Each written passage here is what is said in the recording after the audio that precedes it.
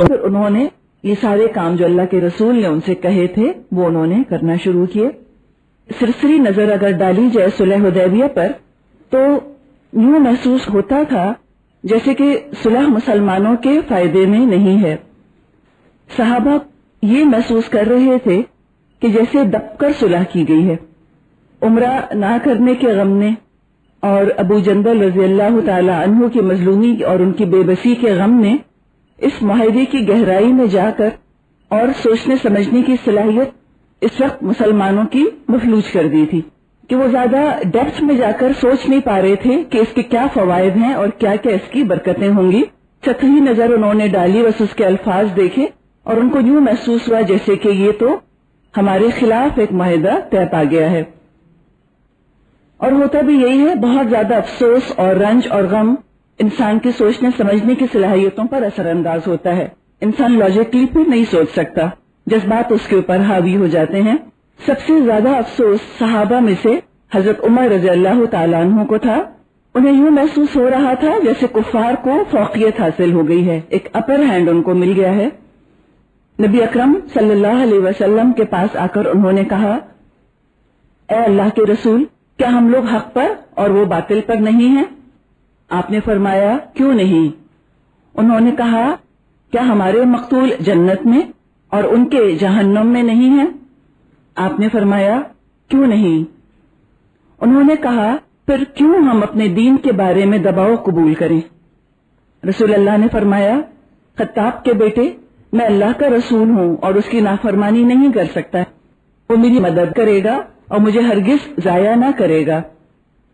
حضرت عمر کو اطمینان نہیں ہوا. وہ کیفیت آپ محسوس کر رہی ہیں نا، کیا اس وقت کیفیت تھی ان کی. حضرت عمر نے فرمایا، کیا آپ نے ہم سے بیان نہیں کیا تھا کہ ہم بیت اللہ کی زیارت اور اس کا طواف کریں گے؟ رسول اللہ نے فرمایا، کیوں نہیں، لیکن کیا میں نے یہ بھی کہا تھا کہ ہم اسی سال کریں گے؟ وہ ہو جاتا ہے نا کہ انسان ایک چیز کو خود بخود ایک ذہن سے کچھ فل ان دا بلینکس کر لیتا ہے، فور گرانٹیڈ لے لیتا ہے کچھ چیزوں کو اور اسی حساب سے وہ سوچنا شروع کر دیتا ہے.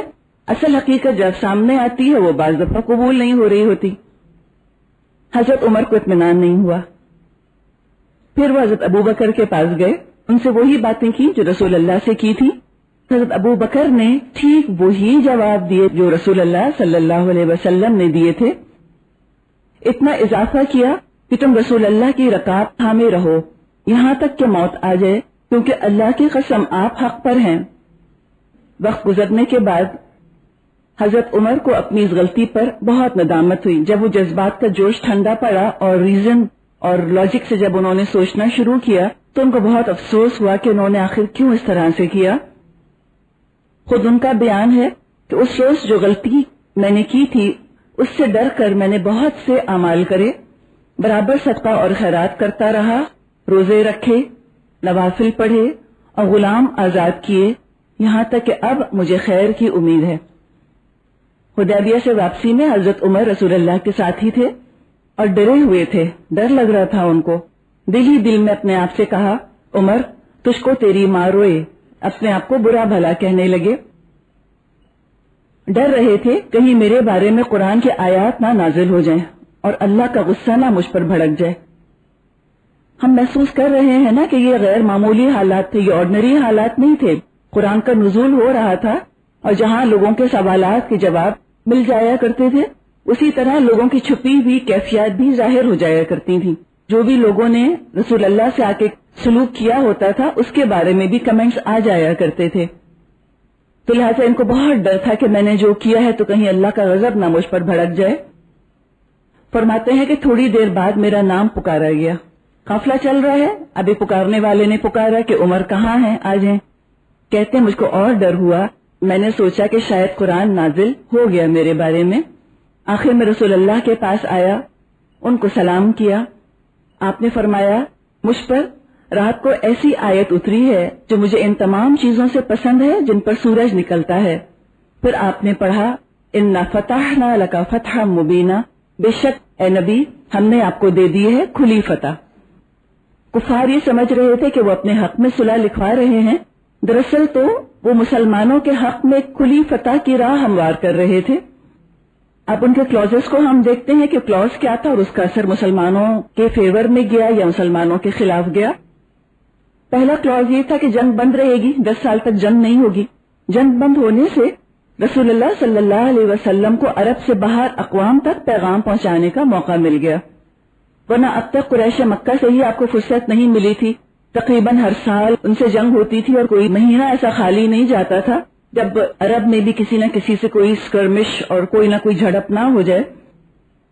صلح حدیبیہ کے بعد فرصت ملی، دوسری طرف توجہ کر سکے، اور اس صلح کے بعد اسلام جتنی تیزی سے پھیلا، اب تک کے 17، 18، 19 سالوں میں اتنی تیزی سے نہیں پھیلا تھا. مختلف مشرک قبیلوں کو حلیف بننے کی سہولت دی گئی تھی، لیکن اتنے نازک موقع پر مشرکین عرب اپنے جگری دوستوں کو، یہودیوں کو بھول گئے، ان کو معاہدے میں شامل ہی نہیں کیا. لہذا اس موقع سے فائدہ اٹھا کر نبی اکرم نے خیبر کے یہودیوں کا زور توڑا، جس کے بارے میں ہم انشاءاللہ آگے دیکھیں گے. پھر ان کی شرط یہ تھی کہ مکے سے بھاگ کر کوئی مسلمان مدینہ نہیں آ سکتا تھا. اس سے یہ ہوا کہ جو لوگ مکے میں رہ گئے اب انہوں نے وہیں جم کر پرزور تبلیغ شروع کی. اب تو بائی لا یہ ڈیسائیڈ ہو گیا کہ نہیں جا سکتے، ورنہ پہلے تو ایک انسرٹنٹی کی کیفیت میں رہتے تھے کہ کب موقع ملے اور کب ہم چلے جائیں. جب ان کو پتا تھا کہ ہم جا نہیں سکتے تو جم کر انہوں نے وہاں پر اسلام کا پیغام پھیلانا شروع کیا. غیر محسوس طریقے سے کفار کے دل نرم ہوئے. شاید کفار کو خود بھی نہ پتا ہو کہ ہم ان کی تبلیغ کا اثر قبول کر رہے ہیں. اور فتح مکہ کے بعد جو سارے کے سارے کفار، 1-2 ایکسیپشنز کے علاوہ سب ایمان لے آئے، اس میں یقیناً ان لوگوں کا بھی کنٹریبیوشن تھا. جن مسلمانوں کو اذیتیں دی جا رہی تھیں ان میں ابو بصیر رضی اللہ تعالیٰ عنہ بھی شامل تھے. کسی طرح وہ کفار کی قید سے چھٹ کر مدینے آ گئے. یہاں جب وہ آئے ہیں تو مکے والوں نے 2 آدمی بھیجے اور نبی اکرم صلی اللہ علیہ وسلم سے کہا کہ معاہدے کے تحت اس کو ہمارے حوالے کر دیجئے. آپ نے ابو بصیر کو واپس کر دیا. بہت اہم ایک نقطہ پتہ چلتا ہے، اگر کسی ملک سے آپ کی ایکسٹریڈیشن کی ٹریٹی ہے تو آپ کو اس کو آنر کرنا ہے. اگر کمٹمنٹ ہے، معاہدہ ہے، اس کو آنر کرنا ہے، آپ بیک آف نہیں کر سکتے.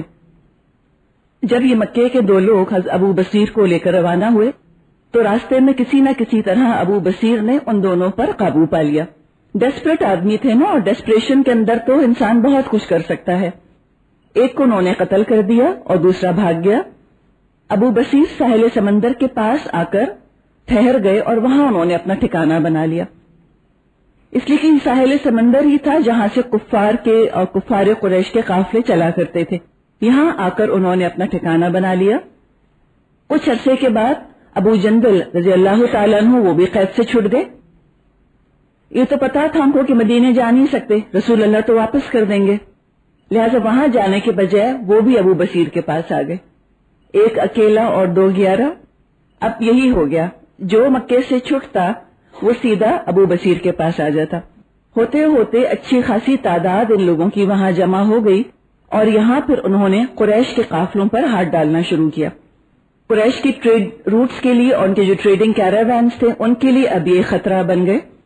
تنگ آ کر قریش نے نبی اکرم صلی اللہ علیہ وسلم کو اللہ کا واسطہ دیا اور قرابت داری کا واسطہ دیا اور کہا کہ اللہ کے لیے ان کو واپس اپنے پاس بلا لیجئے، ہم وہ شرط آپ سے واپس لیتے ہیں. نبی اکرم صلی اللہ علیہ وسلم نے ان کو مدینے بلا لیا. صلح حدیبیہ کے موقع پہ جو کفار نے مسلمانوں کی اسٹرینتھ آف کیریکٹر دیکھی تھی، جو ان کے کردار کی مضبوطی، ان کی ایمانداری اور ان کی اسپرٹ جو وہاں پہ ان کو نظر آئی تھی، اس کا بہت زبردست اثر ان پر تھا. صلح حدیبیہ ہی کے نتیجے میں حضرت عمرو بن عاص، خالد بن ولید، عثمان بن طلحہ رضی اللہ تعالی عنہم اسلام لائے اور رسول اللہ صلی اللہ علیہ وسلم کے پاس حاضر ہوئے. آپ نے فرمایا مکی نے اپنے جگر کو ہمارے حوالے کر دیا ہے. یہ تو بیسٹ آف دا بیسٹ تھے نا، ان کے کریم تھے ان کے. پھر آپ نے مختلف بیرون ملک حکمرانوں کی طرف پیغام بھیجوانا شروع کیا. صحابہ نے آپ کو بتایا کہ جو باہر دوسرے غیر ممالک کے حکمران ہیں وہ کوئی ایسا خط قبول نہیں کرتے جس پر کہ مہر نہ لگی ہوئی ہو. اس کے بارے میں یہ کیا کہ آپ نے ایک انگوٹھی بنوائی، اس پر آپ نے لکھوایا محمد رسول اللہ۔ انگوٹھی اس طرح سے تھی کہ محمد سب سے نیچے تھا، پھر رسول تھا، پھر اللہ تھا، اس آرڈر میں آپ نے چیزیں لکھوائیں، اور جب خط لکھ دیا جاتا تو پھر آپ اپنی انگوٹھی سے اس پر مہر لگا دیا کرتے تھے۔ مختلف حکمرانوں کی طرف سے ڈفرنٹ ریئیکشنز ہوئے۔ حبشہ کے بادشاہ نجاشی کے پاس عمر بن امیہ رضی اللہ عنہ خط لے کر گئے۔ جب رسول اللہ کا خط اس کے حوالے کیا تو اس نے اس کو اپنی آنکھوں پر رکھا اور تخت سے نیچے اتر آیا، پھر جعفر بن ابی طالب رضی اللہ عنہ کے ہاتھ پر اسلام قبول کیا۔ مہاجرین اب تک حبشہ میں ہی مقیم تھے۔ یہ بھی اللہ کے رسول نے درخواست کی تھی اس سے، درخواست کہہ لیں ہم یا حکم کہہ لیں، جو بھی کہنا چاہیں، کہ مہاجرین کو اب واپس مدینے بھیج دو۔ لہٰذا یہ سارے مہاجرین واپس مدینے آئے، اور ان مہاجرین میں ام حبیبہ رضی اللہ تعالی عنہا بھی شامل تھی۔ یہ ابو سفیان کی بیٹی تھی، سابقون الاولون میں ان کا شمار ہوتا تھا، جو شروع میں ایمان لائے ہوئے لوگ تھے ان میں شامل تھی۔ اپنے شوہر کے ساتھ انہوں نے ہجرت حبشہ کی تھی، لیکن حبشہ جا کر ان کا شوہر عبید اللہ مرتد ہو گیا، عیسائی ہو گیا، شراب نوشی اس نے شروع کر دی، اور اسی حال میں پھر اس کی موت واقع ہو گئی۔ ام حبیبہ بیوہ ہو گئی۔ رسول اللہ صلی اللہ علیہ وسلم کو خبر ہوئی تو آپ نے ام حبیبہ کے لیے نکاح کا پیغام بھیجا۔ انہوں نے نہایت خوشی سے قبول کیا۔ نجاشی نے جعفر بن ابی طالب اور دوسرے مسلمانوں کو بلا کر خود نکاح پڑھایا، اور باقی مہاجرین کے ساتھ ہی واپس مدینے آئیں۔ ان دنوں نبی اکرم خیبر کی مہم پر تشریف لے گئے تھے۔ بہت نیک فطرت، بہت صالح خاتون تھی، اسلام کی خاطر بہت مشکلات انہوں نے اٹھائی تھیں۔ ظاہری حسن بھی اللہ تعالیٰ نے ان کو وافر مقدار میں دیا تھا۔ ابو سفیان اپنی بیٹی کے حسن و جمال پر فخر کیا کرتے تھے، یعنی اتنی حسین تھی۔ 44 ہجری میں 73 سال کی عمر میں 73 ایئرز کی ایج میں ان کا انتقال ہوا۔ وفات سے پہلے حضرت عائشہ کو بلایا اور کہا، میرے اور آپ کے درمیان سوکھنوں کے تعلقات تھے، اگر کوئی غلطی مجھ سے ہوئی ہو تو معاف کر دیجئے۔ حضرت عائشہ نے فرمایا، میں نے معاف کیا۔ پھر ام حبیبہ کے لیے دعا کی۔ حضرت ام حبیبہ نے فرمایا، آپ نے مجھے خوش کیا ہے، اللہ آپ کو خوش رکھے۔ 65 احادیث ان سے مروی ہیں۔ جب ام حبیبہ رسول اللہ کے نکاح میں آ گئیں، اس کے بعد ابو سفیان کبھی مقابلے پر نہ آئے۔ اس کے بعد نبی اکرم صلی اللہ علیہ وسلم نے مزید خطوط جو بھیجے، اس میں شاہ ایران خسرو پرویز کی طرف بھی خط تھا۔ آپ نے لکھوایا، بسم اللہ الرحمن الرحیم، محمد رسول اللہ کی طرف سے قصہ عظیم فارس کی جانب، اس شخص پر سلام جو ہدایت کی پیروی کرے۔ یہ قرآن کی آیت ہے نا، یہ انشاءاللہ میں خیال شاید سورہ طٰہٰ میں آتی ہے، اس میں ہم پڑھیں گے۔ فرمایا، اس شخص پر سلام جو ہدایت کی پیروی کرے اور اللہ اور اس کے رسول پر ایمان لائے اور گواہی دے کہ اللہ کے سوا کوئی لائق عبادت نہیں، وہ تنہا ہے، اس کا کوئی شریک نہیں، محمد اس کے بندے اور رسول ہیں۔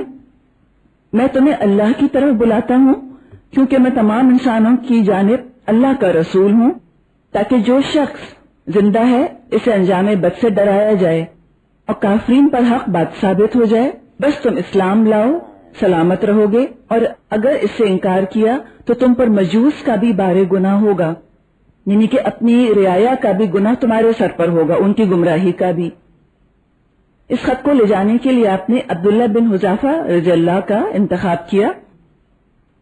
جب یہ خط کسریٰ کے پاس پہنچا تو اس نے اس کو پھاڑ دیا اور تکبر سے کہا، میری رعایا میں سے ایک حقیر غلام اپنا نام مجھ سے پہلے لکھتا ہے۔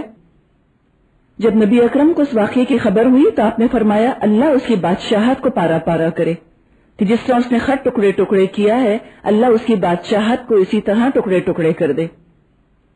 اس کے بعد کسریٰ نے اپنے یمن کے گورنر کو خط لکھا کہ یہ شخص جو حجاز میں ہے، یعنی کہ نبی اکرم صلی اللہ علیہ وسلم، اس کے پاس 2 توانا اور مضبوط آدمی بھیجو کہ وہ اس کو میرے پاس حاضر کریں۔ الفاظ سے تکبر ہے تو بولتا وقت کیا لگ رہا ہوگا وہ، اللہ اپنی پناہ میں رکھے ہم سب کو تکبر سے. تو مدینے 2 لوگ آئے اور